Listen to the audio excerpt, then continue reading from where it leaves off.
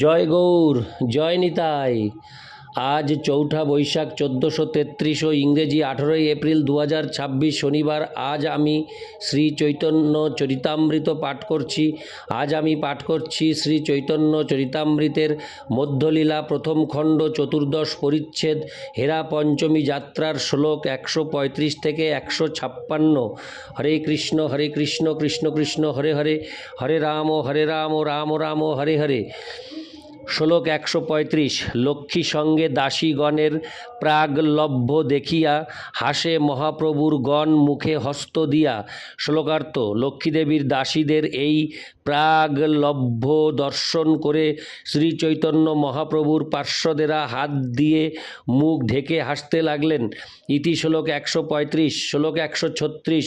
দামোদর কহে ওইছে মানের প্রকার, ত্রিজগতে কাহা নাহি দেখি শুনি আর। শ্লোকার্থ: স্বরূপ দামোদর বললেন, এই ধরনের মান ত্রিজগতের কোথাও দেখিনি অথবা শুনিনি। ইতি শ্লোক 136। শ্লোক 137।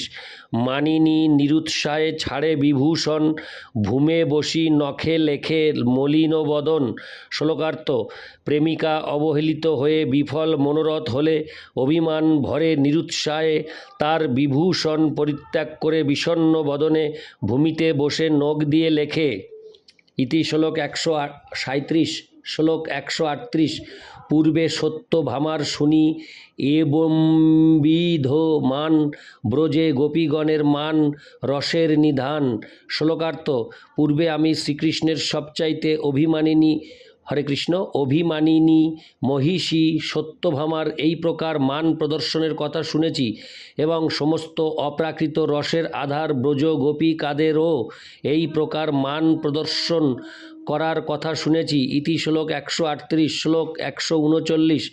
ইহ নিজ সম্পত্তি সব প্রকট করিয়া প্রিয়ের উপর যায় সৈন্য সাজাঙ্গা। শ্লোকার্থ: কিন্তু লক্ষ্মীদেবীকে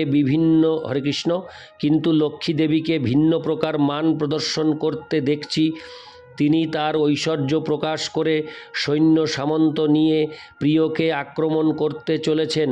তাৎপর্য: স্বরূপ দামোদর গোস্বামী লক্ষ্মীদেবীর এই ঔদ্ধত্য দর্শন করে ব্রজগোপিকাদের প্রেমের উৎকর্ষ শ্রী চৈতন্য মহাপ্রভুকে জানাবার জন্য বললেন। প্রভু, লক্ষ্মীদেবীর এই ধরনের মানের প্রকার আমি কখনো ত্রিজগতে শুনিনি। প্রিয়া মানিনী হলে উৎসাহহীন হয়ে ভূষণাদি পরিত্যাগ করে মলিন বদনে ভূমিতে বসে নখ দিয়ে লেখেন। ব্রজে গোপীদের এই প্রকার মান এবং পুরবাসিনী সত্যভামারও এই প্রকার মানের কথা শোনা গেছে, কিন্তু লক্ষ্মীদেবীর মান তার বিপরীত দেখছি। ইনি তার ঐশ্বর্য প্রকাশ করে সৈন্য সাজিয়ে প্রিয়ের উপর আক্রমণ করতে যাচ্ছেন। ইতি শ্লোক 139। শ্লোক 140। প্রভু কহে কহ ব্রজের মানের প্রকার, স্বরূপ কহে গোপীমান নদী শতধার। শ্লোকার্থ: শ্রীচৈতন্য মহাপ্রভু বললেন, বৃন্দাবনের বিবিধ প্রকার মানের কথা দয়া করে আমাকে বলো। স্বরূপ দামোদর উত্তর দিলেন, ব্রজ গোপিকাদের মান শতধারা সমন্বিত নদীর মতো। ইতি শ্লোক 140। শ্লোক 141। নায়িকার স্বভাব প্রেমবৃত্তে বহুভেদ, সেই ভেদে নানা প্রকার মানের উদ্ভেদ। শ্লোকার্থ: নায়িকার স্বভাব ও প্রেমবৃত্তি নানা প্রকার, সেই ভেদ অনুসারেই প্রতি নায়িকার মানের উদয় হয়। ইতি শ্লোক 141। শ্লোক 142।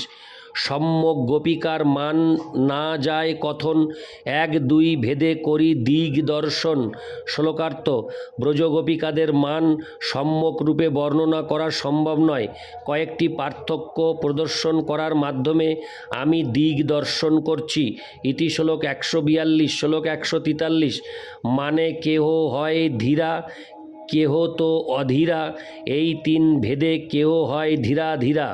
শ্লোকার্থ: মানিনীগণ প্রধানত তিনভাবে বিভক্ত, ধীরা, অধীরা এবং ধীরা ধীরা।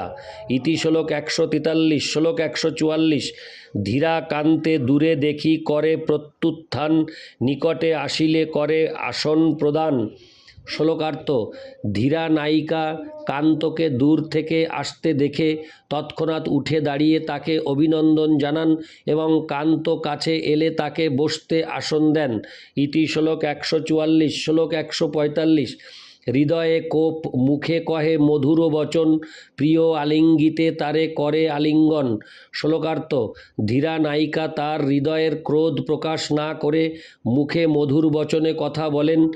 যখন তার প্রিয় তাকে আলিঙ্গন করতে চান তিনিও তৎক্ষণাৎ আলিঙ্গন করেন। ইতি শ্লোক 145। শ্লোক 146। সরল ব্যবহার করে মানের পোষণ কিংবা সল্লুণ্ঠ বাক্যে করে প্রিয় নিরসন।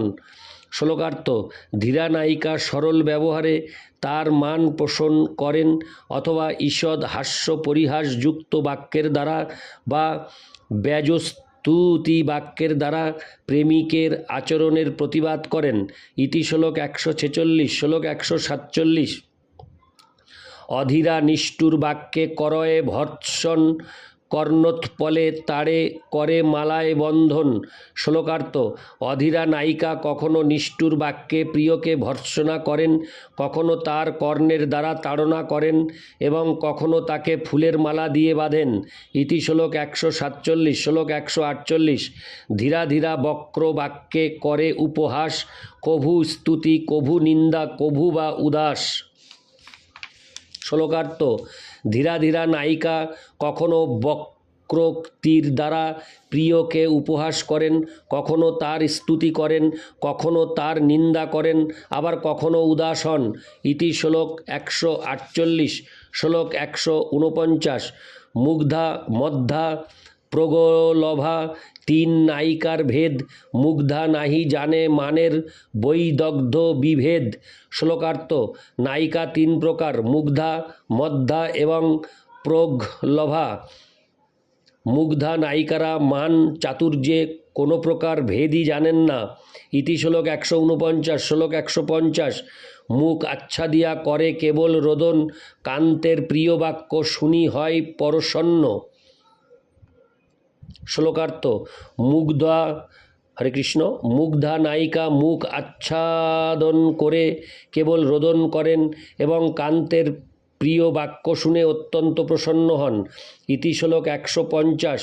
শ্লোক 152।